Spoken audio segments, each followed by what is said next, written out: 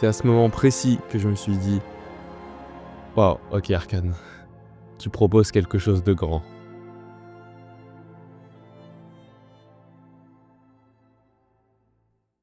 Mais pour vous expliquer pourquoi cet instant est fantastique, il faut revenir sur ce qui l'a précédé. Malheureusement, la saison 1 d'Arcane est plus toute jeune et encore aujourd'hui, on trouve des tas de vidéos d'analyse, sur YouTube. Tout a tellement été vu et revu en détail jusqu'à même faire une vidéo sur l'importance du design des objets sur la série. Super vidéo en passant. Alors, moi je me suis dit: «C'est pas grave, parle de la saison 2, t'as des choses intéressantes à dire dessus, alors fonce». Mais le problème, c'est que pour vous en parler, je me devais de m'appuyer sur le commencement de la série et sur tout ce que j'en avais pensé. Parce que, vous dire à quel point pour moi cette première saison a frôlé la perfection, me permettra de vous expliquer pourquoi la deuxième m'a déçu. Alors comme dit, il y a des tas de vidéos super intéressantes sur la première saison, donc je passerai pas 1000 ans sur toutes les qualités que possède Arcane saison 1. N'y voyez aucunement une vidéo analyse, mais plutôt une critique qui a pour but de vous donner mon avis avant d'embrayer sur la suite. De toute façon, si vous n'avez pas craqué et lancé le premier épisode en 2020 ou 2022, malgré la pléthore d'éloges qu'on entendait partout, c'est pas ma vidéo qui vous fera changer d'avis. Vous refusez de regarder l'une des meilleures séries jamais créées, mais ça c'est votre problème. J'ai lancé une fois League of Legends pour faire plaisir à un ami qui était déjà tombé depuis longtemps dans l'insanité qu'est ce jeu vidéo, et j'ai tenu vraiment 1h30 avant de m'ennuyer et de quitter. C'est le jeu qui me plaisait pas, le gameplay, la DA et même juste le genre du jeu en fait qui me faisait pas frémir plus que ça. Alors forcément, j'étais pas fou à l'idée d'une série basée sur le jeu, mais quand ce même ami m'a demandé de regarder la série, bah j'ai de nouveau craqué, car décidément je n'arrive à rien lui refuser. Sauf que là, il avait raison.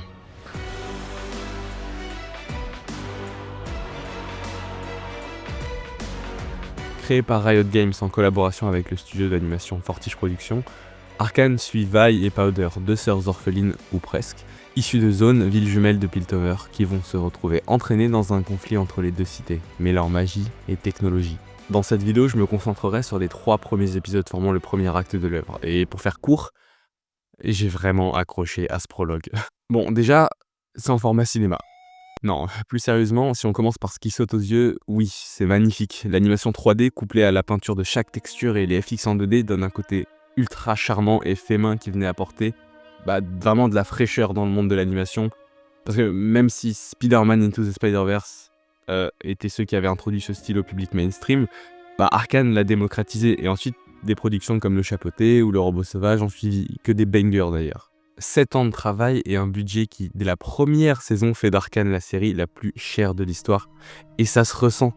En ce qui concerne la direction artistique, malgré qu'elle pouvait s'appuyer sur un lore et celle déjà établie par le jeu, ils ont fait le choix de créer leur propre style. Et il est marquant en plus de cela. Dès la première scène, on comprend que les couleurs vont être acteurs à part entière de la série. Toujours bien choisi. Je vous inviterai à vous y pencher car c'est incroyable le nombre de détails qui se cachent dans la palette utilisée ou les choix de composition. D'ailleurs, là aussi Arcane fait fort en proposant toujours des mouvements de caméra ultra dynamiques, des mises en scène si belles que je vous jure on pourrait faire pause à n'importe quel moment et ce serait un tableau. Vous rajoutez à ça un storyboard efficace qui n'a pas tout le temps besoin de faire parler ses personnages pour transmettre des informations aux spectateurs et un montage qui ne vous prend pas pour des cons et qui s'amuse à faire des parallèles et vous obtenez une des séries les plus agréables visuellement, si ce n'est même la plus belle que vous n'aurez jamais vue. Mais encore, si c'était que dans le visuel qu'Arcane excellait, ce serait pas suffisant pour en faire une critique aussi élogieuse. Le Tropper l'a dit dans sa vidéo, et je reprendrai ces termes, 3 épisodes pour introduire un univers et proposer un prologue, c'est risqué. Car le spectateur peut vite décrocher, et pour ça, Fortiche et Riot ont trouvé l'astuce imparable. Attention, je vais peut-être vous choquer, mais ces 3 premiers épisodes d'Arcane, d'un point de vue narratif, n'ont absolument rien de spécial. En fait, ça manque même cruellement d'originalité, j'ai envie de vous dire. Que ce soit les thèmes abordés comme l'oppression de la haute classe sur les pauvres d'en dessous, aussi bien socialement que géographiquement, les personnages ou même les arcs narratifs, on est en plein dans le cliché. Vi, la tête brûlée à l'esprit rebelle, Powder, la petite toute chétive qui veut suivre l'exemple, Vander, l'ancien combattant reconverti en papa tout nounours et tout gentil, Clagor, le gros qui est gros parce qu'il est gros et oh je mange un cupcake en pleine mission alors que c'est pas du tout le moment pour que le spectateur comprenne bien que je suis gros. Ou encore Silco et le Docteur qui sont introduits comme les méchants vraiment très très méchants. Il y a que des archétypes connus. Et encore, je parle que de la Basile, parce que le jeune inventeur, le vieux sage, la femme fatale et les conseillers tous plus clichés les uns que les autres, C'est pas mieux. En plus, comme je vous l'ai dit, il n'y a pas que les personnages, parce que les tropes, ou si vous voulez, les clichés narratifs, sont ultra présents. Le héros qui est pris dans une embuscade par des brutes de quartier, l'héroïne qui veut se venger de l'injustice mais qui est calmée par sa figure paternelle, le sacrifice de ce dernier, ou même l'applaudissement macabre du grand méchant au fond de la pièce.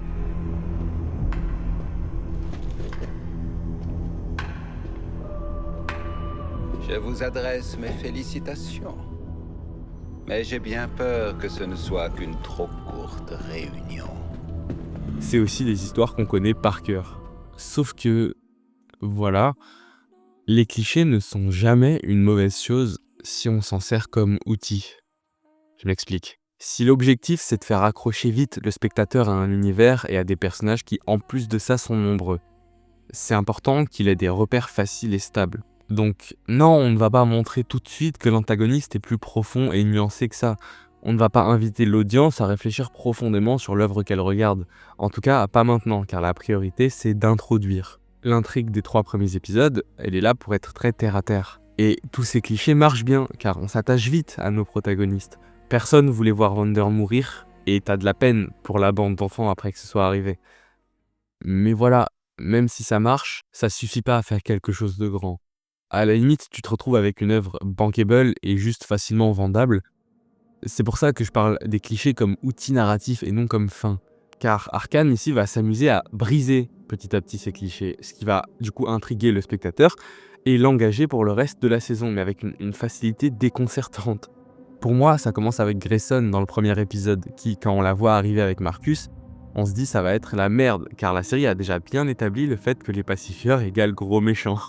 Bref, elle rentre dans la boutique de Benzo et là, Surtout pour celle d'en haut. On avait un accord, Vander. Ceux d'en bas ne se baladent pas dans mes rues, et moi je reste en dehors de vos affaires. et ouais, on apprend que la situation entre les deux villes n'est pas si binaire, qu'il existe des ponts comme Vander et cette femme, qui, sans être non plus des bons samaritains désintéressés, essayent de maintenir la paix. Ça rend tout de suite l'histoire plus intéressante parce qu'un cliché est brisé, et encore celui-là est léger. Puis le fait de les avoir utilisés, ces clichés, ça permet une histoire cohérente et un rythme frénétique, où on s'ennuie jamais. Donc oui, c'était vraiment le meilleur choix qu'Arcane pouvait faire. Par contre, ça va avoir comme conséquence le fait que les personnages vont manquer un chouïa de profondeur. Et c'est là que Fortiche va mettre un point d'honneur à polir tous les autres aspects de la série pour qu'on n'ait pas l'impression d'être face à des coquilles vides. Et ça va passer par exemple par les dialogues qui sont toujours super bien écrits. On sent vraiment que chaque personnage a sa manière de parler, dépendant de son environnement, son tempérament, et en plus ils sont d'une efficacité folle. Regardez, beaucoup de personnes ont parlé de la scène d'introduction où les enfants commettent le cambriolage, et où par cette simple scène de parcours et par la manière dont ils appréhendent le danger, on comprend tout de suite leur caractère, comme Vi qui saute sans se poser de questions, ou Powder qui hésite, Milo qui confond un objet cher avec un outil pour se couper les poils du nez, ou Clagor qui mange un cupcake, pas à lui, parce qu'il est gros. Bon, c'est pas subtil, mais on s'en fout, c'est efficace. Et il y a de ça aussi dans les dialogues, et on peut le voir dans cette même scène. Quand Vi dit ça, Regarde autour de toi. Tu crois qu'il y a des gens de la haute ville qui crèvent de faim? Et puis c'est exactement le genre de mission que Vander aurait effectué quand il avait notre âge. bon, un rapide analyse pour les deux du fond qui dorment, mais tu crois qu'il y a des gens de la haute ville qui meurent de faim, ça nous donne l'info qu'il y a 2 villes. Ou en tout cas, au moins une scission au sein de la cité avec un côté riche et pauvre. La manière dont elle le dit, on comprend qu'elle n'est pas de la haute, et on comprend donc que c'est pour ça qu'ils sont en mission cambriolage. Ensuite, c'est exactement le genre de mission que Vander aurait effectué à notre place. Tu comprends que le mec du début, c'est Vander, et que c'est très certainement leur figure parentale. Que c'était un combattant, et que maintenant, en plus de s'être rangé, il est devenu sage. Tout ça en une pauvre phrase, alors que tout ce qu'on avait vu avant, c'était 2 gamines sur un pont et un monsieur bizarre qui les regarde. Et bon, même si là c'était ultra évident, dites-vous que tous les dialogues de cet acte 1 sont aussi bien écrits. Alors, si en plus on s'attarde sur ce qui est montré et non dit, alors là c'est la folie. Parce que, bon, je sais pas si vous avez remarqué, mais les personnages sont ultra expressifs. Et même si bon, de nos jours dans l'animation ça c'est assez commun, là ça sert le propos. Genre il y a un vrai sens du détail dans le non-verbal de cette série. Quand Vi, elle contemple Piltover avec ses amis, c'est la seule qui fronce les sourcils. Pourquoi ? Parce qu'à l'inverse de ses amis, elle est concentrée sur le Capitole, le même bâtiment qu'elle regardait avec haine quand elle était petite. Si on revient sur la scène avec Grayson et Marcus qui cherchent Vander, on voit que Grayson elle épie les alentours, ce qui nous fait comprendre qu'elle n'a pas l'habitude de chercher Vander chez Benzo et qu'elle est habituée à lui parler directement à la dernière goutte. Vous voyez, c'est pas des éléments clés, mais quand tu le sais et quand tu le remarques, ça rajoute vraiment du vivant au personnage. T'as l'impression de pas regarder une série d'animation, mais une série avec juste des gens qui vivent leur vie. Et tout de suite, ça atténue le côté cliché et vu et revu. Puis comme je vous l'ai dit, la série elle te prend pas pour un con. Elle n'hésitera pas à brouiller sa chronologie pour par exemple te mener en bateau. Dans cette scène où Vi elle attend d'être arrêtée, pendant qu'on te montre Vander qui est au bar avec Powder, tu es stressé parce que tu vois que Vander est trop loin pour intervenir. Donc t'es là, t'as peur pour Vi et hop.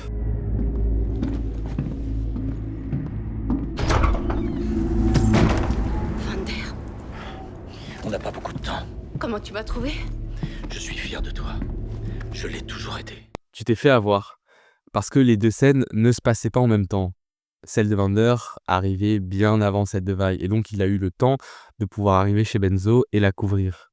Puis si on parle toujours de montage et plutôt de mise en scène et de choix, j'ai beaucoup aimé aussi le fait que les deux premiers épisodes soient miroirs. L'un nous introduit Vi et Powder ainsi que la base ville, là où l'autre nous place du côté de Piltover où on rencontre l'autre duo central d'Arcane, Jace et Victor. J'ai pas beaucoup parlé d'eux ou du reste des personnages appartenant à cet arc, parce que ce premier acte focalise tout de même son attention sur Vi et Powder. Pareil pour le générique et la musique qui, même si efficace, ne brille pas forcément dans cet acte-là.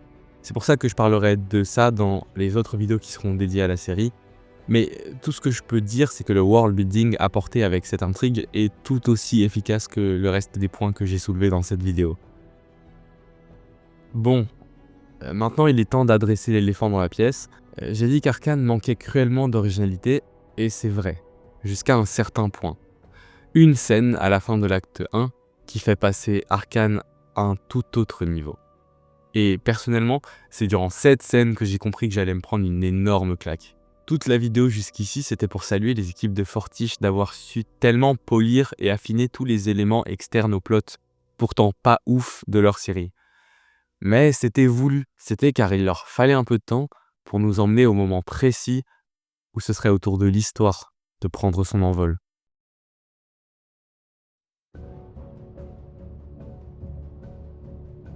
Vander est retenu prisonnier.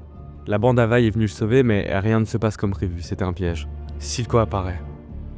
Il envoie un sbire boosté au Shimmer pour tuer les enfants, mais Descartes est trop puissant pour Vi, qui se réfugie avec ses amis et tente de tenir la porte face aux assauts du monstre. Milo n'arrive pas à crocheter la serrure et Clagor est trop lent pour briser le mur. La tension est à son paroxysme.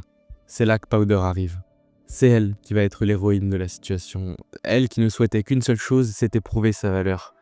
Elle qui avait fait échouer leur précédente mission, mais également elle qui avait trouvé ses gemmes magiques chez Jace. Gemmes qu'elle utilisera sur ses gadgets qui n'avaient jamais marché jusqu'à maintenant. Tout était en place pour faire culminer son développement de personnage et sauver tout le monde du All Is Lost. Mais au moment précis où elle lance sa bombe et où le spectateur n'attend qu'une seule chose, c'est qu'elle explose, Milo réussit à libérer Vander. Clagor parvient à se frayer une sortie. La situation est débloquée. L'intervention de Powder ne sert désormais plus à rien et on n'a plus envie que sa bombe explose. Dommage, car c'est lancé.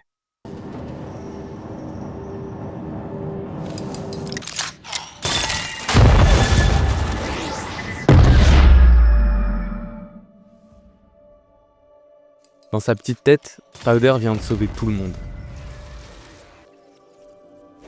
En réalité, Clagor et Milo sont morts par sa faute. Vander et Vi se retrouvent blessés et aux mains de Silco. Elle a tout gâché. Et ça deviendra un vrai leitmotiv pour son personnage. C'est ici qu'Arcane prend un virage à 180 degrés. C'est là qu'on se rend compte que tous ces clichés, c'était pour jouer avec nos attentes et qu'on ne soit pas préparé à ça. Vander est obligé de se sacrifier pour sauver Vi, et avec lui, tous nos repères s'envolent. La scène qui suit où Powder pense avoir bien fait et arrive tout sourire, c'est littéralement nous face à la situation. Vi, ça a marché! Quoi? T'as vu ce que j'ai fait? Ma bombe singe a fini par fonctionner! Et Vi, à ce moment-là, C'est toi qui as fait ça. c'est la réalité qui vient de lui gifler parce qu'on s'était trop cru dans un conte de fées. Pourquoi est-ce que t'as fait ça? Non,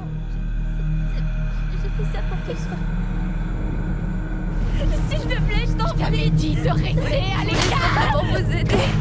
Je voulais simplement vous aider. Je voulais la main. Parce que tu jinxes tout. T'entends? Milo avait raison. Non. Elle et sa sœur finissent par être séparées au pire moment. Powder pense qu'elle s'est faite abandonner, et sur qui elle tombe pas. À nouveau, sa réaction face à Silco est inattendue mais logique. En réfléchissant, elle a aucune idée que c'est lui qui a attendu l'embuscade et fait prisonnier Vander. La première fois que j'ai vu tout ça, j'avais la bouche ouverte. Je m'attendais pas à ça venant d'une série tirée de League of Legends. Alors, excusez-moi, pardon. Je vous laisse imaginer la hype que j'avais pour les 3 épisodes suivants. En fait, on n'a aucune idée de ce qui va se passer ensuite. Et c'est peut-être ça qui avait de plus excitant, je trouve.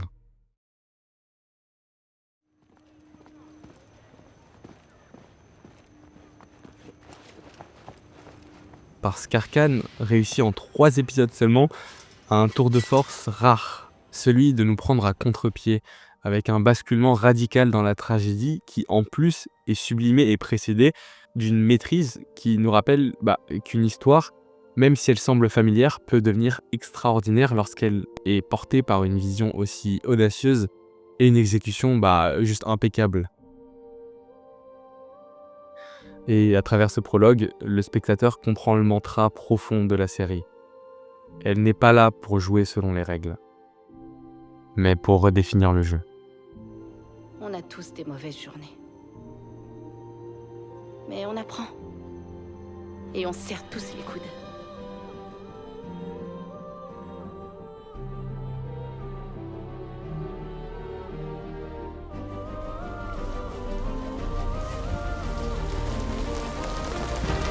Ça va aller. On va leur montrer.